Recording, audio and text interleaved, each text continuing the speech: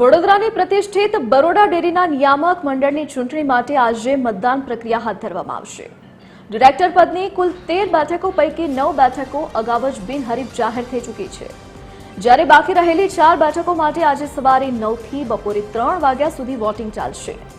મતદાન પૂર્ણ થયા બાદ સાંજે 4 વાગ્યાથી મત ગણતરી શરૂ થશે અને રાત્રે 7 વાગ્યા સુધીમાં તમામ પરિણામો જાહેર કરી દેવામાં આવશે। ખાસ કરીને ડેસર અને વડોદરા ઝોનમાં ભાજપ વિરુદ્ધ ભાજપનો જંગ જામ્યો છે। ડેસર બેઠક પર વર્તમાન ડિરેક્ટર કુલદીપસિંહ રાઉલજી સામે ધારાસભ્ય કેતન ઇનામદારના અંગત સુરપાલસિંહ પરમાર મેદાને છે।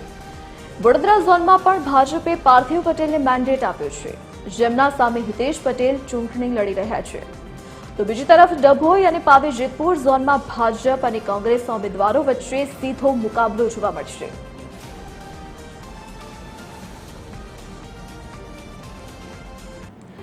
તો વડોદરા ઝોનમાં પણ ભાજપ વિરુદ્ધ ભાજપ જોવા મળી રહ્યું છે।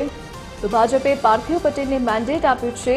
ડભોઈ અને પાવી જેતપુરમાં પણ ભાજપ વિરુદ્ધ કોંગ્રેસનો જંગ જામવાનો છે। તો બરોડા ડેરીની નિયામક મંડળની આજે ચૂંટણી યોજાઈ છે। સવારે 9 વાગ્યાથી મતદાન શરૂ થયું છે, જે 3 વાગ્યા સુધી ચાલશે। સાંજે 4 વાગ્યાથી કાઉન્ટિંગ શરૂ થશે। 7 વાગ્યા સુધી પરિણામ જાહેર થઈ જશે। ડિરેક્ટર પદની 13 પૈકી 9 બેઠકો બિનહરીફ જાહેર થઈ છે। તો વડોદરા, જેતપુર, પાવી, ડભોઈ અને ડેસર ઝોનની આજે ચૂંટણી યોજાશે।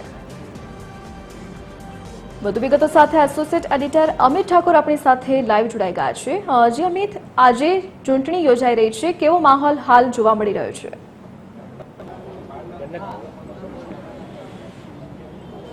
જુઓ, બરોડા ડેરીની ચૂંટણી હંમેશા ખૂબ પ્રતિષ્ઠાનો જંગ રહેતી હોય છે અને ખૂબ રસાકસી દર વખતે જ્યારે ચૂંટણી યોજાય છે ત્યારે રહેતી હોય છે અને આજે પણ એ પ્રકારની પ્રતિષ્ઠાનો જંગ અહીંયા વડોદરાની બરોડા ડેરીમાં જોવા મળી રહ્યો છે। બરોડા ડેરીમાં 13 ડિરેક્ટરો હોય છે અને 13 ડિરેક્ટર પદની ચૂંટણી જ્યારે યોજાવા જઈ રહી છે, તેમાંથી માત્ર 4 બેઠકો પર એટલે 4 ડિરેક્ટર પદ માટે આજે ચૂંટણી યોજાવા જઈ રહી છે, કારણ કે બાકીની જે 9 બેઠકો છે પહેલાથી જ બિનહરીફ જાહેર થઈ ચૂકી છે। આજે જે 4 બેઠકો પર ચૂંટણી થવા જઈ રહી છે તે વડોદરા ઝોન છે, જેતપુર પાવી ઝોન છે, ડભોઈ અને ડેસર ઝોનની ચૂંટણી યોજાવા જઈ રહી છે। અને એક પછી એક આપ અહીંયા જોઈ શકો છો કે જે મતદારો છે, જે પશુપાલકો છે, જે ડેરીના હોદ્દેદારો છે, જે વિવિધ ડેરી મંડળીઓ છે તેના હોદ્દેદારો અહીંયા પહોંચી રહ્યા છે। સાથે સાથે ઉમેદવારો પણ અહીંયા એક પછી એક મતદાન કરવા માટે પહોંચી રહ્યા છે।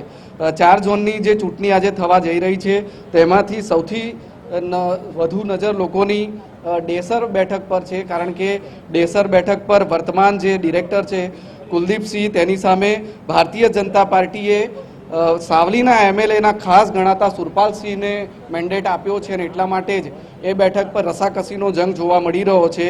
આ ઉપરાંત જે ડભોઈ બેઠક છે તેના પર પણ દીક્ષિત પટેલ અને પ્રહલાદ પટેલ વચ્ચે જંગ જામ્યો છે। સાથે સાથે જેતપુર પાવી ઝોનની જે ચૂંટણી છે તે પણ ખૂબ રસપ્રદ છે। અત્યાર સુધી 10 વખત ચૂંટાયેલા રણજીતસિંહ રાઠવા આ વખતે પણ બરોડા ડેરીમાં ની ચૂંટણીમાં જેતપુર પાવી ઝોનમાંથી ઉમેદવારી કરી છે। ગેમલ રાઠવા તેમની સામે છે। આ ઉપરાંત વડોદરા ઝોનમાંથી પાર્થિવ શૈલેષ પટેલ, કે જે શૈલેષ પટેલ પૌર કહેવાય છે, જે પૂર્વ ડિરેક્ટર છે, તેમના પુત્રને ટિકિટ આપવામાં આવી છે, મેન્ડેટ આપવામાં આવ્યો છે, તેમની સામે હિતેશ પટેલ ઉમેદવારી કરી રહ્યા છે। એટલે આ 4 ઝોનમાં અત્યારે ચૂંટણી યોજાઈ રહી છે। મતદાન શરૂ થઈ ગયું છે, એક પછી એક મતદારો પહોંચી રહ્યા છે, ઉમેદવારો પણ પહોંચી રહ્યા છે। મતદાન કરીને જ્યારે તેઓ બહાર આવી રહ્યા છે ત્યારે જીતનો વિશ્વાસ, આશાવાદ તમામ ઉમેદવારો વ્યક્ત કરી રહ્યા છે, પરંતુ પરિણામ સાંજે 4 વાગ્યા બાદ ખબર પડશે, કારણ કે 9 વાગ્યાથી જે મતદાન શરૂ થયું છે 3 વાગ્યા સુધી ચાલશે અને સાંજે 4 વાગ્યા બાદ પરિણામો આવવાની શરૂઆત થઈ જશે।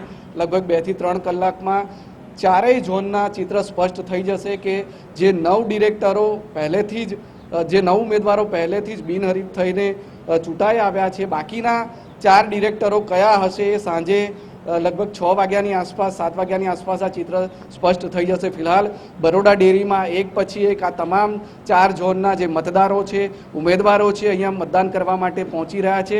શાંતિપૂર્ણ પ્રક્રિયામાં મતદાન થઈ રહ્યું છે, પરંતુ સૌની નજર ડેસર પર છે કે જ્યાં કુલદીપસિંહ, જે વર્તમાન ડિરેક્ટર છે, અને તેમના ઘોર વિરોધી રહ્યા છે સાવલીના એમએલએ કેતન ઇનામદાર, અને કેતન ઇનામદારના જે અંગત મણાતા સુરપાલસિંહ છે તેમને ટિકિટ આપવામાં તેમને મેન્ડેટ પાર્ટીએ આપ્યો છે, એટલે એ બેઠક પર ખૂબ રસાકસી જોવા મળી રહી છે અને આ તમામ વચ્ચે મતદાન પ્રક્રિયા બરોડા ડેરીમાં ચાલુ છે. જમિત વિગત સાથે જોડાવા બદલ આપનો આભાર. તો આજે ચૂંટણીનો જંગ જામ્યો છે. 9 વાગ્યાથી મતદાન શરૂ થઈ ગયું છે. સાંજે 7 વાગ્યા સુધીમાં પરિણામ જાહેર થશે.